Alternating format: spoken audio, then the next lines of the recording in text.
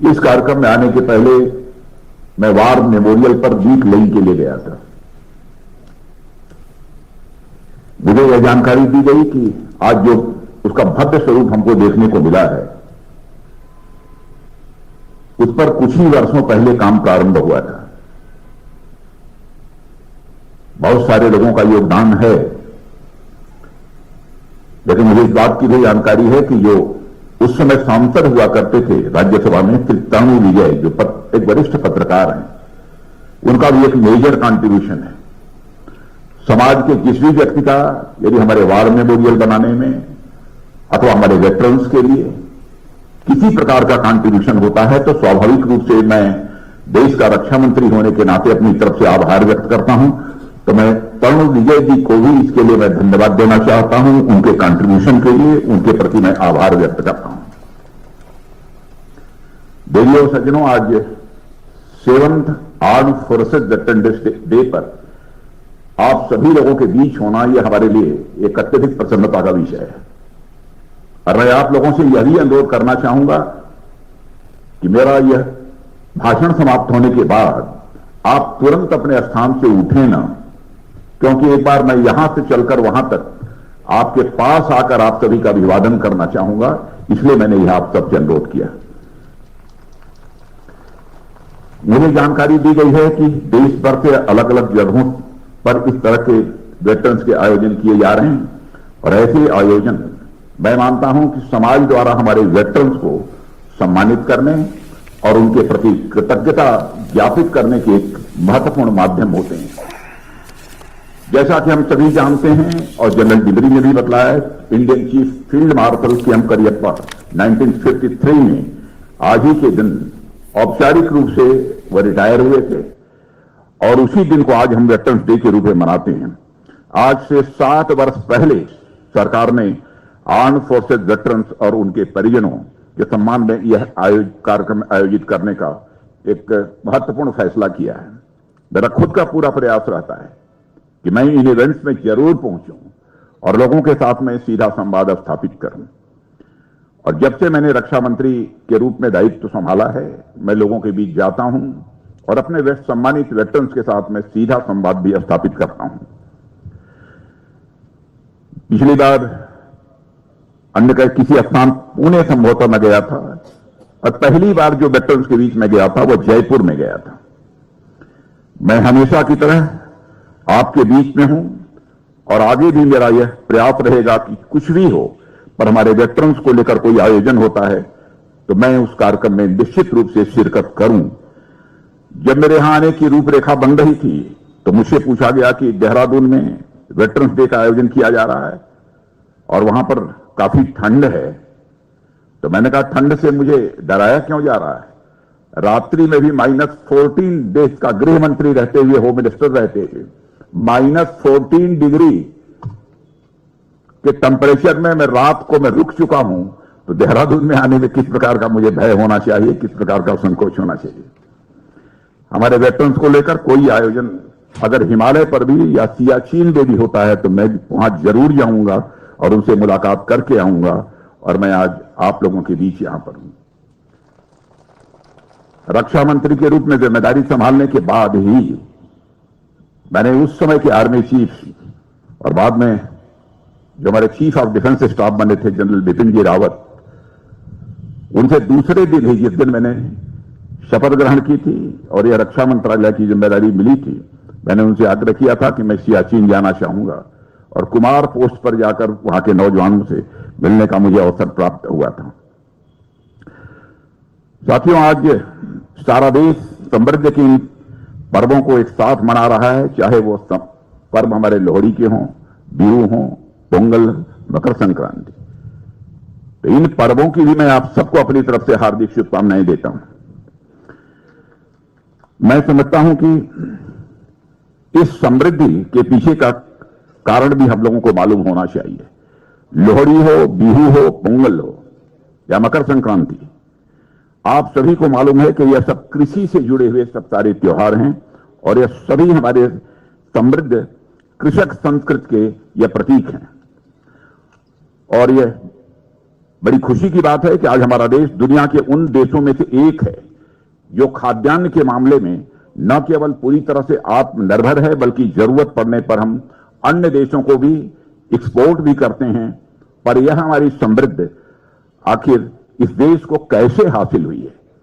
क्या यह हमारी समृद्धि केवल देश की उर्वर भूमि से हासिल हुई? क्या यह केवल उन्नत किस्म के बीजों और खाद और पानी से हासिल हुई? क्या यह फिर हमारे समृद्धि नई नई टेक्नोलॉजी और मशीनों से हासिल हुई? हमारे देश की समृद्धि के पीछे साथियों इन सभी का हाथ तो है ही, पर उनके साथ ही एक और महत्वपूर्ण कंपोनेंट है जो इनडायरेक्ट है और लोगों का ध्यान उस पर कम ही जाता है। वह इनडायरेक्ट कंपोनेंट है हमारे देश की चाक चौबंद राष्ट्रीय सुरक्षा, जिसके चलते हम अपने कृषि क्षेत्र को दुनिया के उन्नत क्षेत्रों में से एक बना सके। और हमारी राष्ट्रीय सुरक्षा यानी हमारे जवान और हमारे यह वेटरन्स हैं। और मैं कह सकता हूं हमारे देश का भी आजादी हासिल होने के बाद जो सोशियो इकोनॉमिक डेवलपमेंट हुआ है, जो सामाजिक आर्थिक विकास हुआ है, उसमें मेजर कंट्रीब्यूशन मैं मानता हूं तो अपने तीनों सर्विसेज के जवानों का और अपने वेटरन्स का एक मेजर कंट्रीब्यूशन मानता हूं। क्योंकि यदि हमारे देश की सीमाएं सुरक्षित न होती, हमारा देश अपने को सुरक्षित न महसूस करता, चाहे हम जितना भी इन्वेस्टमेंट कर लेते, इंटरनल इन्वेस्टमेंट, फॉरेन इन्वेस्टमेंट, किसी भी सूरत में हम देश का विकास नहीं कर सकते थे। आपने चाक चौबंद व्यवस्था रखी है सीमाओं की, देशवासी अपने को सुरक्षित महसूस करते रहे, इसलिए बिना किसी भय के, बिना किसी चिंता के देश को एक ऊंचाई देने में, देश को एक हाइट देने के लिए वह लगातार वह काम करते रहे। यह हमारी मान्यता है। और मैं कह सकता हूं आज जब पूरा देश यह त्योहार मना रहा है, इसका अर्थ यह नहीं है कि केवल धरती के प्रति कृतज्ञता प्रकट कर रहा है। इसका अर्थ यह नहीं है कि यह केवल हवा पानी और सूरज के प्रति अपनी कृतज्ञता ज्ञापित कर रहा है। इसका अर्थ यह भी है कि आज पूरा देश इनडायरेक्टली आप सबके प्रति भी कृतज्ञता ज्ञापित कर रहा है। आप सबको यह देश हृदय से नमन कर रहा है। ऐसे में वेटरन्स डे सेलिब्रेट करने के लिए आज के दिन से उपयुक्त शायद ही कोई और दिन हो सकता था। यह दिन ही नहीं बल्कि यह माह भी हमारे एक प्राचीन काल के लीजेंडरी वेटरन, दिग्गज वेटरन के साथ जुड़ा हुआ है। और इंडियन माइथोलॉजी के लेजेंडरी वेटरन भीष्म पितामह से यह महीना जुड़ा हुआ है। इस माह यानी माघ माह में एक लंबी प्रतीक्षा के बाद उन्होंने अपने प्राणों का उत्सर्ग किया था भीष्म पितामह ने। और आप सभी जानते हैं कि इंडियन माइथोलॉजी में भीष्म पितामह जैसा कोई दूसरा वेटरन मिलना कितना कठिन है। अपनी प्रतिज्ञा के वे ऐसे पालन करता थे कि आगे चलकर भीष्म का नाम अटूट प्रतिज्ञा का पर्यायवाची बन गया। आज भी समाज में जब कोई बड़ी और कठिन प्रतिज्ञा लेता है तो उसे वह भीष्म प्रतिज्ञा का नाम देता है। हमारी आर्म्ड फोर्सेस के जवान और वेटरन्स भी मैं समझता हूं भीष्म से किसी मामले में कम नहीं है। हमारे वीर जवान जब भी किसी कार्य का बीड़ा उठा लेते हैं तो चाहे धरती इधर से उधर हो जाए, पर उस कार्य की सफलता पर कहीं कोई संदेह नहीं रह जाता है। जिस तरह भीष्म पितामह अपनी निष्ठा, प्रतिज्ञा और अनुशासन के पर्याय बन चुके हैं, उसी तरह मैं समझता हूं आज हमारी सेनाएं भी अपनी प्रतिज्ञा और अनुशासन का एक बहुत बड़ा पर्याय बन चुकी हैं। और यह सब आप जैसे वेटरन्स के त्याग और समर्पण की बदौलत ही संभव हो सका है। इसलिए आप लोगों की जितनी भी सराहना की जाए वह कम है। साथियों, जब मैं यहां आ रहा था तो मेरे एक मित्र उत्तराखंड के बारे में चर्चा कर रहे थे। बताने लगे कि उत्तराखंड में एक से एक बढ़कर चीजें हैं जो बड़ी ऊंचाई पर स्थित हैं। उन्होंने कुछ पीक्स के नाम गिनाए, हाई एल्टीट्यूड जू का नाम गिनाया, कुछ वाटरफॉल्स के नाम गिनाए और कुछ एस्टेब्लिशमेंट के नाम भी उन्होंने गिनाए। और इसी तरह की कई बड़ी ऊंची चीजों की जानकारी उन्होंने दी। जब उनकी बात खत्म हुई तो मैंने कहा, एक चीज आप भूल रहे हैं जो मैं समझता हूं इन सबसे भी ऊंची है। उन्होंने थोड़ा बहुत सोचा, याद करने का प्रयास किया पर समझ नहीं पाए। बोले, फिर आप ही बताइए। मैंने कहा, माना कि ये सब सारी चीजें बहुत ही ऊंची हैं, पर कुछ है जो इन सबसे भी ऊंचा है, और वह है हमारे उत्तराखंड के जवानों और वेटरन्स का हौसला, उनका जोश और उनका साहस। इनके सामने बड़ी ऊंची चीजें भी बौनी पड़ जाती हैं। और मैं यह बस कहने के लिए नहीं कह रहा हूं, यह सच्चाई है, यह हकीकत है। और साथियों, जब जब भी इस देश को जरूरत पड़ी है, उत्तराखंड के जांबाज बहादुरों ने अदम्य साहस, शौर्य और पराक्रम का प्रदर्शन करते हुए देश की एकता, अखंडता और संप्रभुता की सुरक्षा की है। स्वतंत्रता के पहले का संग्राम हो अथवा स्वतंत्रता के बाद का युद्ध, उसमें यहां के वीरों ने अपनी जान पर खेलकर राष्ट्र के आन बान, शान और स्वाभिमान की सदैव रक्षा की है। वीर चंद्र सिंह गढ़वाली जी की आज कौन नहीं जानता, जिन्होंने अपने निजी हितों को दांव पर लगाते हुए भारत देश की स्वतंत्रता की लड़ाई लड़ने वालों का साथ दिया था। इसी तरह उत्तराखंड की धरती के अनेक जांबाज सिपाही रहे हैं, जिन्होंने भारत के भविष्य के लिए अपना वर्तमान स्वाहा कर दिया। साथियों, कारगिल वार में दुश्मनों को धूल चटाने में उत्तराखंड के जवानों ने बहुत ही महत्वपूर्ण भूमिका का निर्वाह किया है। राष्ट्र की वेदी पर जब आहुतियां पड़ने लगी, तो क्या देहरादून, क्या पिथौरागढ़, क्या उत्तरकाशी, क्या उधम सिंह नगर, यानी समस्त उत्तराखंड के जवान अपनी जान हथेली पर लेकर खड़े हो गए। इस वार में उत्तराखंड के अनेक जवानों ने अपनी बहादुरी का परिचय देते हुए दुश्मनों के छक्के छुड़ा दिए थे। रहे होंगे दुश्मनों के पास बड़े बड़े हथियार, बम, तोप, गोले और बारूद, मिसाइल, पर हमारे सैनिकों के पास इन इक्विपमेंट के साथ साथ कुछ और भी था जो उनसे भी बड़ा था, और वह था हमारे सैनिकों का हौसला। और इस हौसले के बल पर ही हमारे जवानों ने दुश्मनों को आईना दिखा दिया। इस बार में अपना सर्वोच्च बलिदान देने वाले वीर सैनिकों की एक बड़ी संख्या हमारे उत्तराखंड से थी।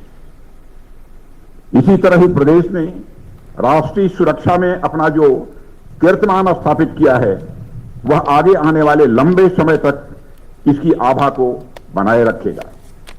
साथियों, औपचारिक रूप से ऐसे कार्यक्रम में आप लोगों का सम्मान भले ही साल में 2 या 4 बार हो, पर वास्तविकता में इस देश की जनता में आप लोगों का सम्मान हमेशा बना रहता है। इस देश के प्रति आप लोगों की निस्वार्थ भक्ति और आपके सैक्रिफाइसेस को शब्दों में बयान नहीं किया जा सकता है। हमारी फॉर्मिडेबल आर्म्ड फोर्सेस के कारण ही इस देश का एक एक नागरिक सुरक्षित है, और देश दुनिया में सिर ऊंचा करके वह चलता है। विश्व के मानचित्र पर आज हमारा देश जिस स्वाभिमान के साथ अंकित है, उसके पीछे आप लोगों का बहुत बड़ा योगदान है। आज भारत ही नहीं, दुनिया इस सच्चाई को स्वीकार कर रही है कि आज भारत का कद सारी दुनिया में ऊंचा हुआ है। भारत अब पहले जैसा भारत नहीं रहा है। पहले अंतर्राष्ट्रीय मंचों पर भारत कुछ बोलता था तो भारत की बातों को लोग जिस गंभीरता पूर्वक लिया जाना चाहिए नहीं लेते थे, लेकिन आज भारत यदि अंतर्राष्ट्रीय मंचों पर कुछ बोलता है तो सारी दुनिया कान खोलकर सुनती है कि भारत बोल क्या रहा है। यह भारत की हैसियत बनी सारी दुनिया में। साथियों, मैं आप जैसे देश के वीर प्रहरियों के बीच पहुंचता हूं तो मुझे प्रसन्नता होती है, और सच्चाई है कि मैं स्वयं को गौरवान्वित भी अनुभव करता हूं। मेरी आंखों के सामने आप लोगों की बहादुरी और बलिदान के दृश्य उभरने लगते हैं। आप लोग हमारे देश की सीमाओं सहित हमारी एकता, अखंडता के प्रहरी रहे हैं। एक बात की ओर कभी आप लोगों ने ध्यान दिया है कि हमारे देश में लोगों को कई छोटी छोटी चिंताएं भले ही हों, और किसान को उसकी फसल की चिंता, व्यापारी को उसके व्यापार की चिंता, बच्चों को उनकी पढ़ाई की चिंता आदि आदि, पर किसी को कभी भी हमारे देश की सुरक्षा जैसी बड़ी चीज के बारे में सोचने की जरूरत नहीं पड़ती है, क्योंकि उन्हें मालूम है कि देश की सीमाओं पर आप जैसे वीर सिपाही तनमन से खड़े हैं। यह देश चैन से सोता है क्योंकि आप जैसे लोग वहां जागते हैं। इसलिए आप लोगों के प्रति मेरा मन श्रद्धा से भर जाता है। साथियों, मैं तो कहता हूं कि हमारे राष्ट्रीय सुरक्षा की स्थिति कुछ इस प्रकार की है, जो स्थिति भोजन में नमक की होती है। जब भोजन में नमक ठीक ठाक होता है तब तो नमक की याद नहीं आती है, लेकिन भोजन में यदि नमक कम हो जाए अथवा अधिक हो जाए तभी जाकर नमक की याद आती है। और कोई संकट यदि पैदा होता है तब लोग इसकी आवश्यकता महसूस करते हैं कि सचमुच हमारे इन संकटों से देश की सुरक्षा को यदि कोई उबार सकता है तो हमारे देश के बहादुर सेना के जवान ही उबार सकते हैं। तब जाकर स्वाभाविक रूप से ध्यान उस ओर लोगों को जाता है, नहीं तो निश्चिंत होकर वो अपनी जिम्मेदारियों का निर्वाह करते रहते हैं। साथियों, हमारे देश में अनेक प्रकार के प्रोफेशनल्स होते हैं, सभी अपने अपने अनुरूप राष्ट्र की सेवा करते हैं। हमारे देश में ब्यूरोक्रेट्स हैं, डॉक्टर्स हैं, इंजीनियर्स हैं, चार्टर्ड अकाउंटेंट्स हैं, टीचर्स हैं और सभी राष्ट्र की प्रगति में अपना अपना योगदान देते हैं। पर आप लोगों ने ध्यान दिया होगा कि इस देश में कितने ऐसे प्रोफेशनल्स हैं जिनमें यक्ष प्रोफेशनल के वेलफेयर के लिए एक पूरा विभाग बनाया गया हो। और मैं देखता हूं कि पेंशन आज की व्यवस्था के लिए किसी दूसरी सेवाओं में कोई अलग से कोई विभाग बनाया गया हो, ऐसा कोई विभाग नहीं है। पर किसी मंत्रालय के अंतर्गत उसके पूर्व कर्मचारियों और अधिकारियों के लिए कोई डेडिकेटेड डिपार्टमेंट्स हों, ऐसा आपने नहीं देखा होगा। जबकि हमारे वेटरन्स बंधुओं के वेलफेयर के लिए रक्षा मंत्रालय में एक डेडिकेटेड डिपार्टमेंट है जिसके सेक्रेटरी होते हैं, सेक्रेटरी एक्स सर्विसमैन वेलफेयर। यह दिखाता है कि हमारे वेटरन्स के प्रति राष्ट्र की जिम्मेदारी क्या है और राष्ट्र की हमारी प्राथमिकता क्या है, उनके प्रति हमारी चिंता क्या है और वेटरन्स हमारे लिए क्या मायने रखते हैं, वेटरन्स हमारे लिए क्या महत्व रखते हैं। यह देश आप सभी के प्रति बड़ी कृतज्ञता और सम्मान का भाव रखता है। साथियों, हमारे देश में वेटरन्स के सम्मान की बड़ी पुरानी परंपरा रही है और इस देश में जितने भी देवी देवता आपको मिलेंगे, वे चाहे मर्यादा पुरुषोत्तम राम हों या फिर वह योगेश्वर कृष्ण हों या आदि शक्ति दुर्गा हों, इन सभी को आप वेटरन्स की श्रेणी में भी रख सकते हैं। बल्कि मैं यह कहना चाहूंगा, राम वेटरन बनने के बाद ही श्री राम बने, कृष्ण वेटरन बनने के बाद ही श्री कृष्ण बने, शौर्य पराक्रम दिखाने के बाद ही। इसी तरह से देवी दुर्गा भी। और हमारे यहां माना है कि जीव को अनेक जन्मों के बाद मनुष्य का जन्म मिलता है, पर मुझे लगता है कि अनेक मानव जन्मों के समस्त पुण्य जब संचित होते हैं तब मनुष्य को फौजी या वेटरन बनने का अवसर मिलता है। शायद यही कारण है कि इस देश में मनुष्य तो मनुष्य, फूल पत्ते भी देशभक्तों के सम्मान में अपना सर्वस्व लुटाने के लिए तैयार रहते हैं। आप सभी माखनलाल चतुर्वेदी की एक कविता से जरूर अवगत होंगे, जिसमें एक पुष्प अपनी अभिलाषा व्यक्त करता है। वह कहता है कि मैं किसी मंदिर में मूर्ति पर मैं नहीं चढ़ना चाहता, न ही किसी अप्सरा के बालों में गूंथा जाना चाहता हूं। मेरी तो बस एक अभिलाषा है, मुझे तोड़ लेना बनवाली, उस पथ पर देना तुम फेंक, मातृभूमि पर शीश चढ़ाने, जिस पथ जामे वीर अनेक।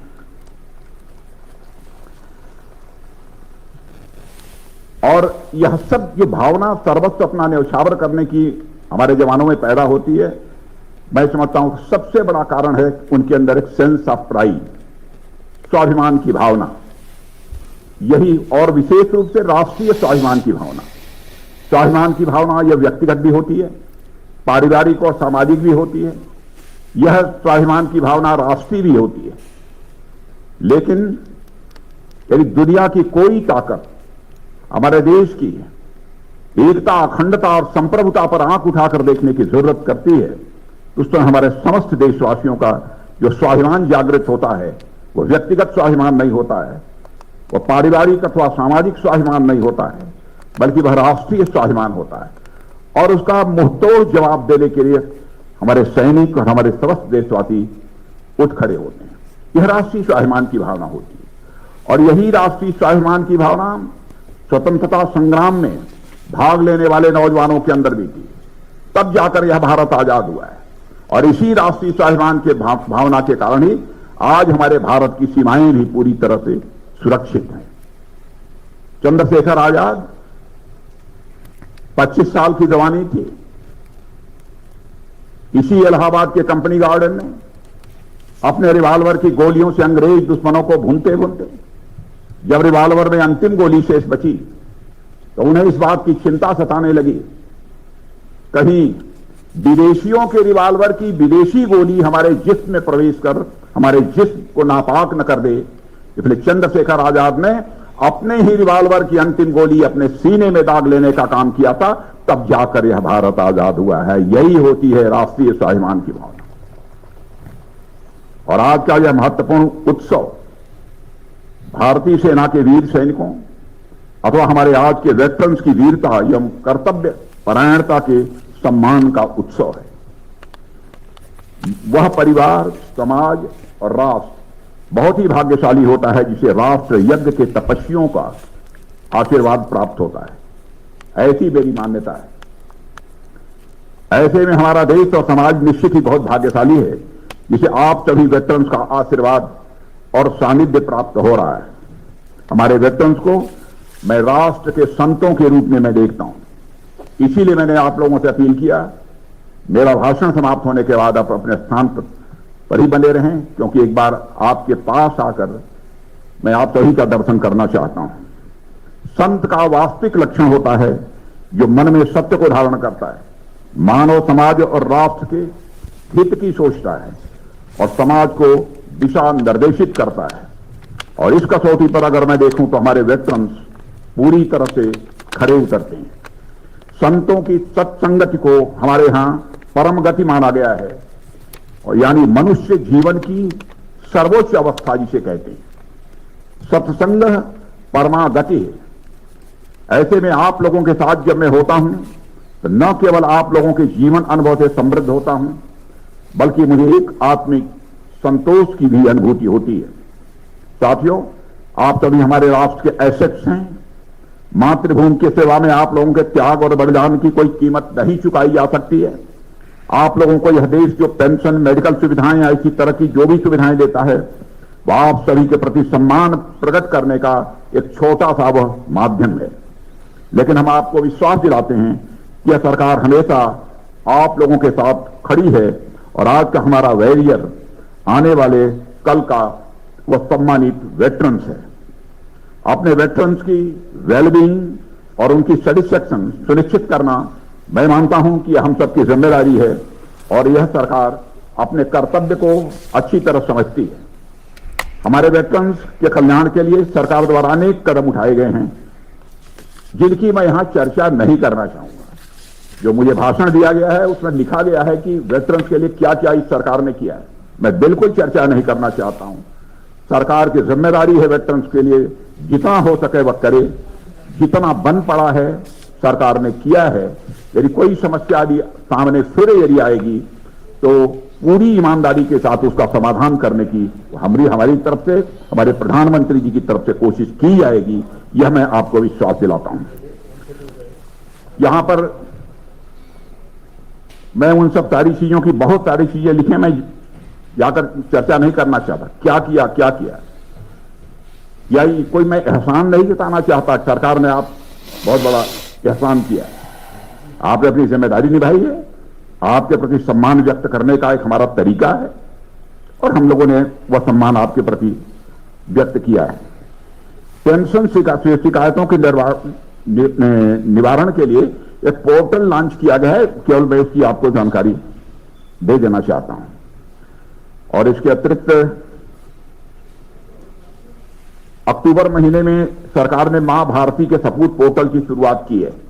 उसकी जानकारी के लिए मैं ये बतला रहा हूं, जहां भारतीय नागरिक आर्म्ड फोर्सेस वार कैजुअल्टी वेलफेयर फंड में कंट्रीब्यूट कर सकते हैं।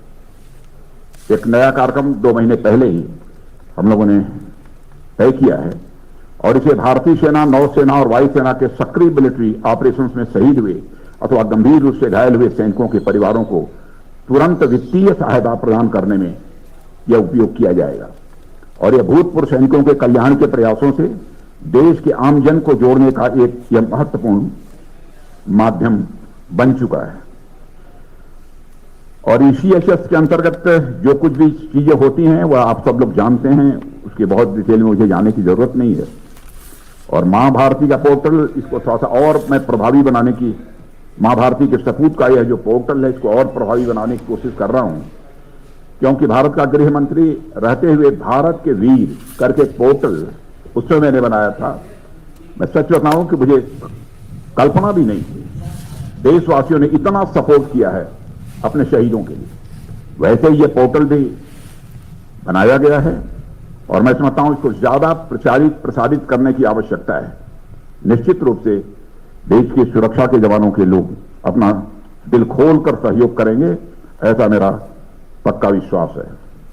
मैं एक बार पुनः आप सब जो यहां पर उपस्थित हैं, शूरवीर पूर्व सैनिकों, अमर शहीद सैनिकों के स्वजनों को मैं नमन करता हूं और आप सभी को पुनः एक बार मकर संक्रांति की हार्दिक बधाई देता हूं और आप सभी के अच्छे स्वास्थ्य की कामना करते हुए आप और देश के प्रति आपके समर्पण को नमन करते हुए यहीं पर मैं अपना निवेदन समाप्त करता हूं। आप सबको बहुत बहुत धन्यवाद।